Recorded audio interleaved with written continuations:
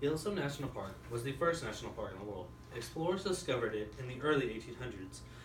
A park bill was promoted in Washington in late 1871 and early 1872 to permanently close to settlement and expanse of the public domain the size of Yellowstone. Thanks to their continued reports and the work of explorers and artists who followed, the United States Congress established the Yellowstone National Park in 1872. On March 1st of 1872, President Ulysses S. Grant signed the Yellowstone National Park Protection Act into law, and the first national park was born.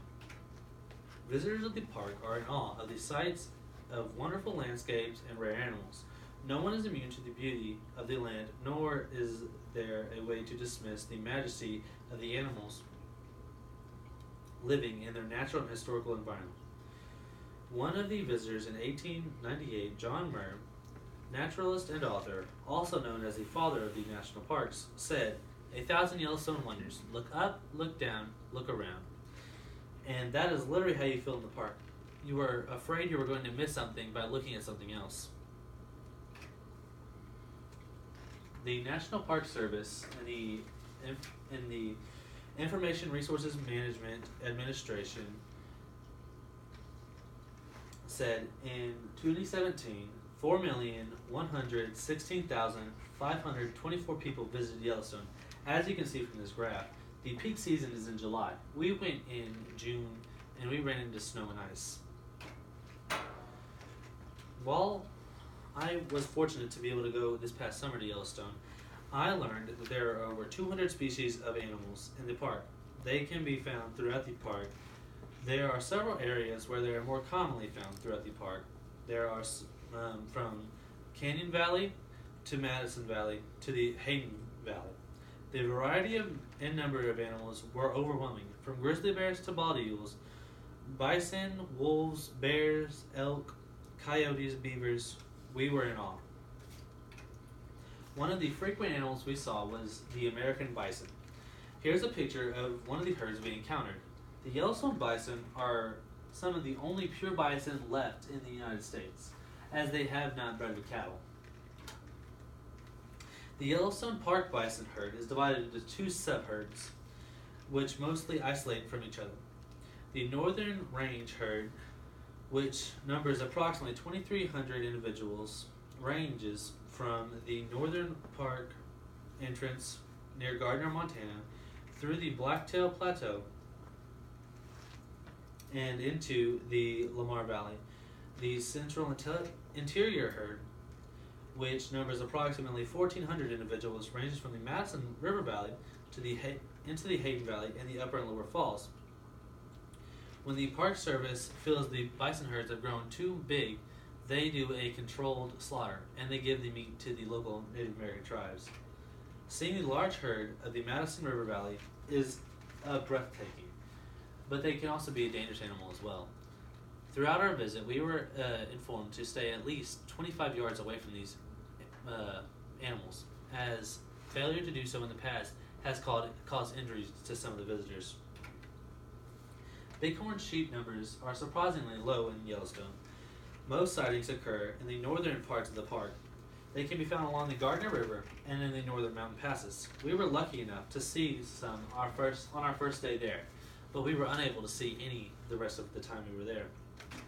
Wolves in Yellowstone were reintroduced in 1995 using the northwestern gray wolf from Canada. Previously, northern Rocky Mountain wolves were native to the park, but were killed off by the mid 20th century. A debate over which wolf subspecies to use for reintroduction arose, with the larger northern western wolves being chosen over the Great Plains wolves native to eastern Canada and northern Minnesota and Wisconsin. Surveyed numbers tally about 100 wolves from 11 different packs in the park. Though the numbers fluctuate from year to year, we did go to where one pack has been spotted in the past, but whenever we got there, we were not able to see a single wolf.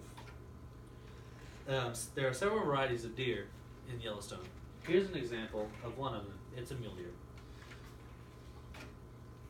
Beavers live in Yellowstone National Park and are found throughout the park. However, They are concentrated in the southeast, um, southwest, and northwest portions of the park.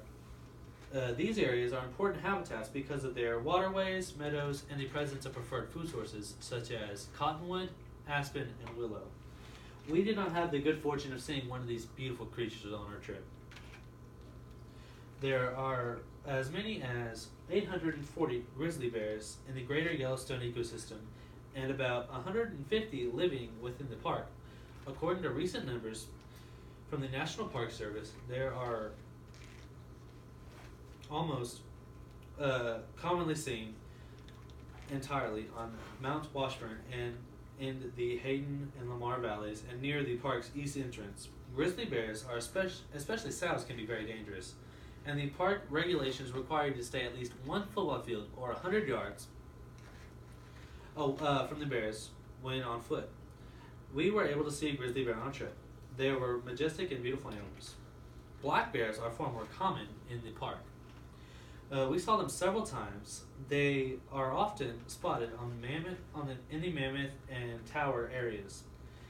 Though smaller and less aggressive than grizzly bears, they can still be dangerous. The bears found in Yellowstone are generally the cinnamon bear subspecies, and many have rusty brown or reddish hair. Visitors are required to stay 100 feet away from these bears as well, as they can still be dangerous. Elk are the most common large mammals in Yellowstone. We saw them several times throughout our trip. The last slide I'd like to show you is of the waterfalls. The upper and lower falls are two of the 45 named waterfalls in Yellowstone. There are over 200 different types of waterfalls that are not named.